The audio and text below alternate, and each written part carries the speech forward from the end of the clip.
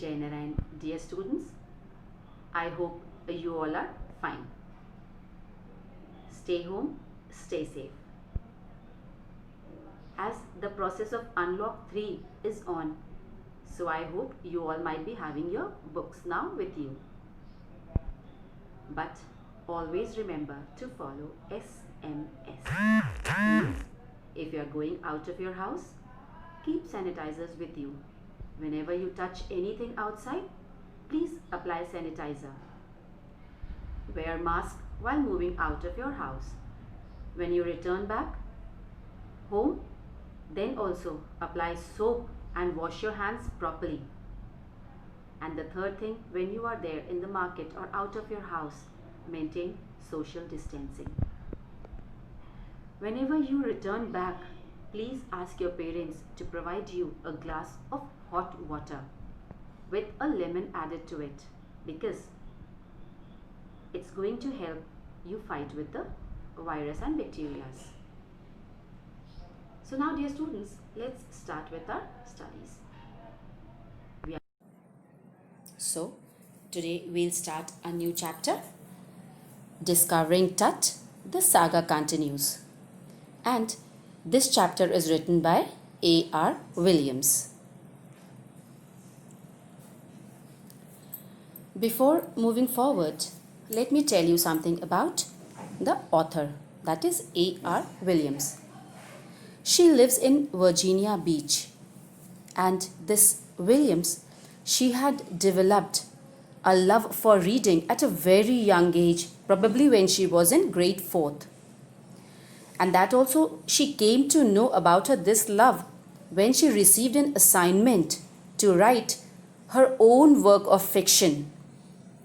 So then it occurred to her that she was having the ability to create tales for others. Although Williams, she did not pursue this desire at that moment.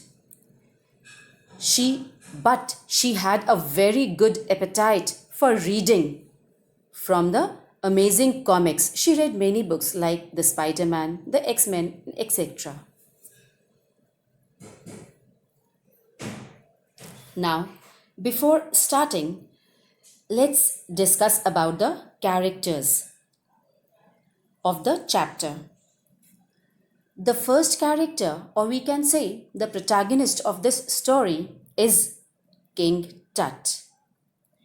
King Tut, he was the last heir of a powerful family that had ruled Egypt and its empire for centuries. And he was the first preserved body, first mummified body to undergo the CT scanning machine. The second character here is Howard Carter. Howard Carter was a British archaeologist, and he was the one who in the year 1922 discovered King Tut's tomb. But this search, it caused a great damage to the mummy of King Tut. The third character here is Zahi Hawass. Zahi Hawass was the Secretary General of Egypt's Supreme Council of Antiquities. He was the one who was scanning King Tut's mummy for an accurate forensic reconstruction.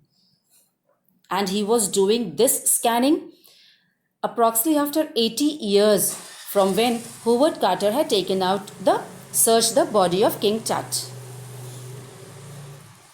The next character is Amenhotep III. About this character, Amenhotep III, it's not clear whether this character was King Tut's father or grandfather, but whosoever he was a powerful ruler, and he ruled almost for 4 decades on Egypt and its empire. The next character is Amenhotep IV.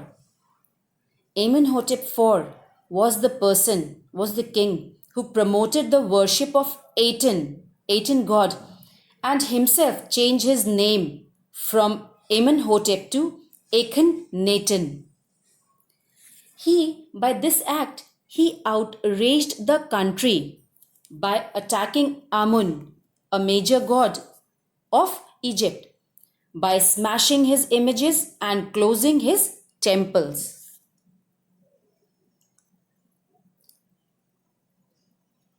Now, how the making of the mummy, how it all began.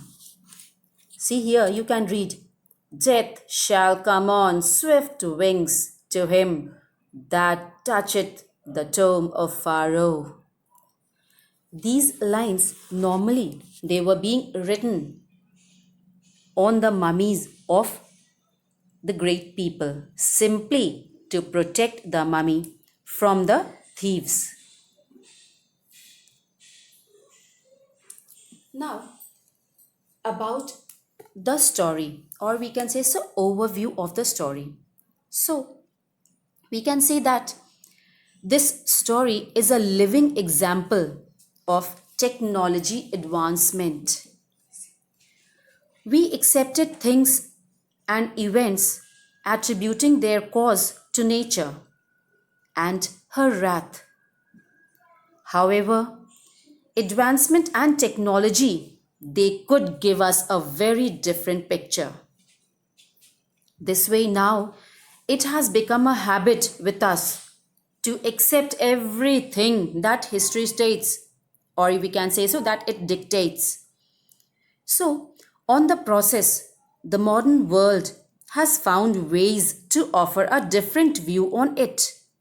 In other words, we can say that the modern world has turned impossibilities to possibilities. So, in this story, we'll be dealing with the miseries and various theories regarding the life and death of the youngest ruler of ancient Egypt. That also his name was Tutankhamun. His tomb was discovered in 1922 by the famous archaeologist Howard Carter, and since then his mummy has been subjected to X-ray and later a CT scan. These investigations they have answered a lot of questions and they have offered new clues on his life and death. So, here, this is the report written by William, A.R. William. Here, this report, it gives an insight into this all.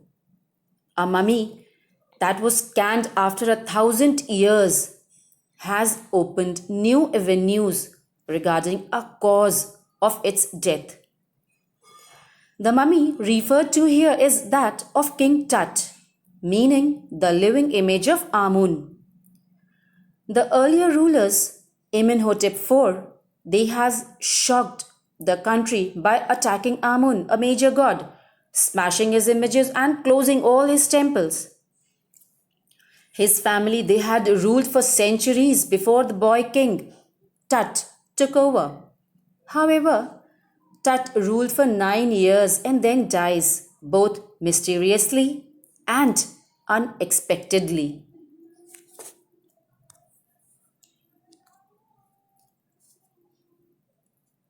And this is the mask of Tutankhamun's mummy, the popular icon for ancient Egypt at the Egyptian Museum.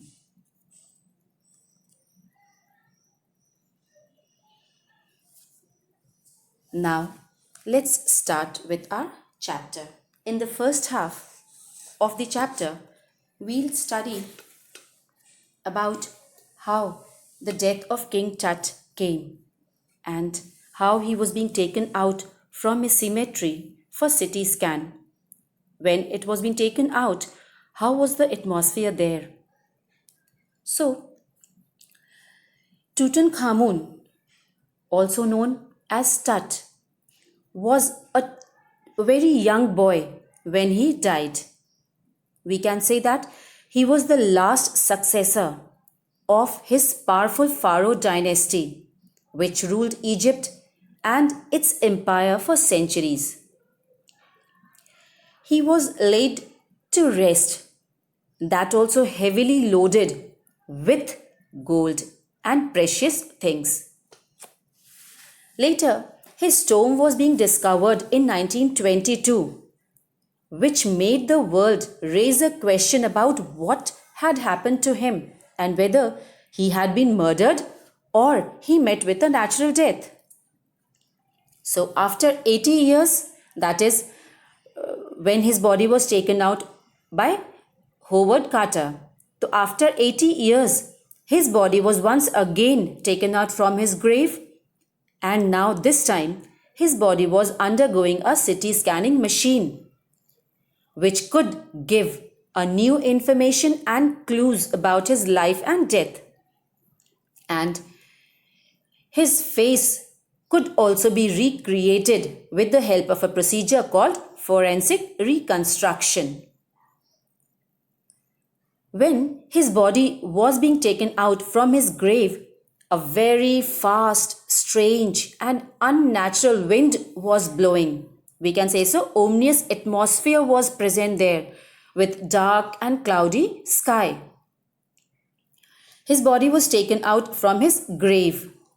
So, dark clouds, they moved very quickly across all the desert the whole day long, and later they covered the stars even. On January 5th, 2005 at 6 p.m., King Tut's mummy, which is the world's most famous mummy, was placed in the CT scanner to investigate the mystery behind his death, which had occurred more than 3,300 years ago. So dear students, that's all in this lecture. We'll meet once again with the fresh thoughts in new lecture. Till then, Jai Narayana all of you.